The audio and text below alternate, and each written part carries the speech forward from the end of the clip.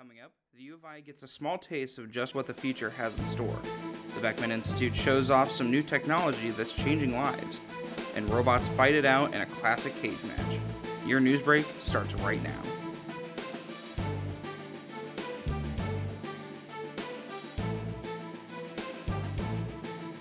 Hello and welcome to Newsbreak. I'm Alex Kim. And I'm Reily Sharpe. Thank you for joining us today. It may have stormed this weekend, but it definitely didn't rain on the Engineering Open Houses parade. Visitors inside and outside of town came for the event on Friday and Saturday. The open house had activities happening across the engineering quad. The events aimed at educating the public and showcasing the talent of university engineering students. Visitors of all ages experience interactive activities like cooking with chemicals, playing with robot arms, testing out custom drones, and designing innovative buildings for the future. While the open house had an extensive showcase of practical technology, it also included a classic robot war. Bots built by enthusiasts from freshmen to seniors were on display, with Metallic Carnage taking center stage. With names like Botman and Wall F fighting it out with saw blades, forklifts, and even themselves, there was no shortage of robotic mayhem.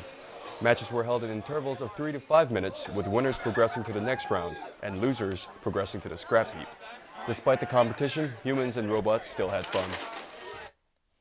While the College of Engineering's open house took center stage, Newsbreak's Luke Cooper shares another U of I open house that went on at the same time, putting science on display. Luke? Thank you, Riley. Many in the Champaign-Urbana community are familiar with the university's College of Engineering open house, but the Beckman Institute, a research center at the university, had an open house of its own to creatively show the work being done there. Take a look. Science and simplicity don't seem to go together. But Tonwin and fellow researchers tried to disprove that at this year's Beckman Research Institute open house. So I think a huge misconception about science is that everything's very technical and is pretty difficult and people get strayed away from it, but I feel like the whole purpose of Beckman Open House is to make everything as simple as possible and we can engage a large community. Thousands of people came through the Institute's open house last weekend to see numerous exhibits showcased. Children could direct robots using light, or even see how the arteries in their brains were functioning to not only have fun, but to learn more about the work being done at the Institute. I'm with Tania right now. She just made me a brain hat. This is just one of the many activities that you can participate in at the Beckman Open House. Open House Coordinator Debbie Dahl says getting researchers to present work publicly is hard and worth it. It's a lot of work, but they get really excited, especially when you have the small children come through and you can show them the fun side of science, and you can tell when they get the concepts, even though it's not the complicated, it's a simple concept. For Wynn, the excitement comes from getting kids interested in his field of interest, medicine. A lot of kids are actually really interested in imaging science, which is outstanding because I think imaging is the whole future of science, especially in the medical aspect. And at the Beckman Open House, those involved tried to show that the doors to science are always open. In Urbana, Luke Cooper, Newsbreak. Technology wasn't the only thing bringing newcomers to the U of I. Families of students were invited to the campus Saturday for the first ever Siblings Day. I was actually there to give us some insight as to how families spent their time with one another. Sib Saturday was put on by the Illini Union Parents and Families Office as the siblings version of a mom's or dad's weekend, and as a way to show siblings what life at the university is like. We want them to feel like they're a part of the Illini family, and often they hear their siblings talk about their experience at a university when they come here, or all they know is that they left and they went to a college, but they never really know exactly what's going on here outside of the couple times that they do visit. So this is a time for them to kind of experience the campus where their sibling has been. Students and their siblings were invited to start their day with a pancake breakfast at 9 a.m. and then encouraged to attend the events going on at the Engineering Open House, before returning at 5 p.m. to see a magician/hypnotist perform, and finally ending their day with the Saturday Night Live event. The Saturday Night Live event ran from 7 p.m. to 10 p.m. and invited students and their siblings to come to the Illini Union Rec Room in order to enjoy bowling, billiards, and board games, as well as free food and drink. I think it's a really good thing. I like that they give us this opportunity just to kind of come out, for me as a younger sibling, just to kind of see the campus. I really like it.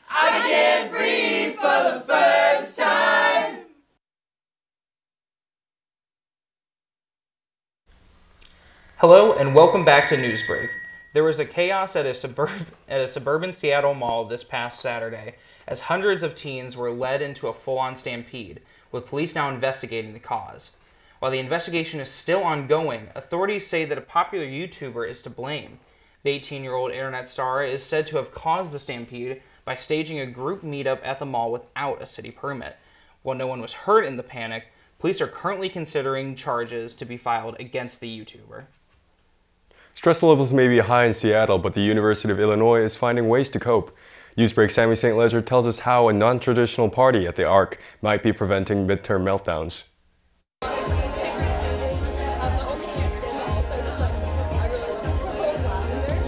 Around 300 students arrived Thursday to a room full of food, crafts, games, and even scrubs to try out. Junior Kenyana Tiesco was among them, looking to relax in what she considers a less traditional way for students. So I think a lot of people just like party to de-stress, but I think that there can be like other like healthier ways to like de-stress and deal with like the stress of school. After seeing a notice on Facebook, Tiesca came to the event with friends where she got to visit each stand and see her favorite part, the Tree of Positivity. There, students could read something inspiring and write something for others. I'm here doing arts and crafts with other students at the Stress Less Party. McKinley got tons of different groups around campus together to help students relax in lieu of midterms. Pass to campus recreation goes to... I think that over the years, students feel that they have to do more and more and more and put more in their schedules. Just seeing the students' faces, like when they we say like, hey, like there's free prizes and pizza in here, come stress less, and their eyes light up. Graduate assistant at McKinley Health Center for Stress Management, Savannah Hubley, planned the event for the past 2 years. Her work helped many students feel better, including Tiesca.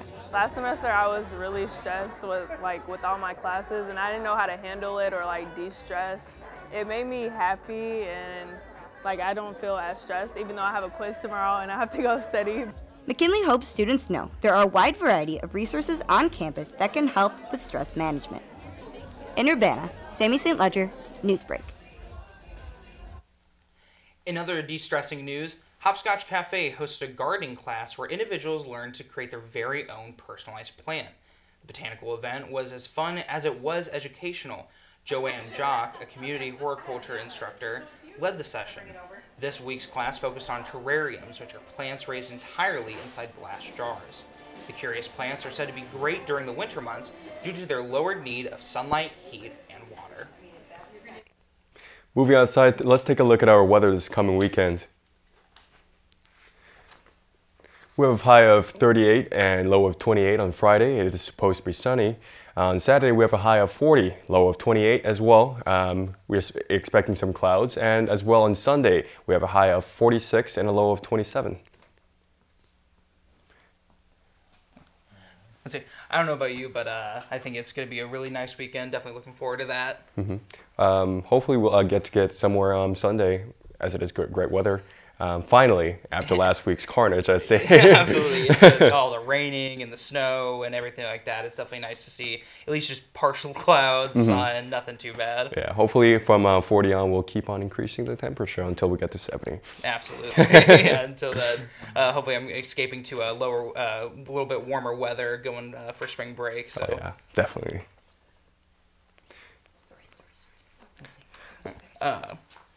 So yeah, I believe that I think we had some really, sounds like the weekend was really nice. Sounds like there was a lot going on. The open house definitely sounds like a really big event, and it was pretty much across the campus, and it's good to see that other people outside the campus came as well. Especially as we saw in the footage, a lot of children got to experience different new tech and whatnot.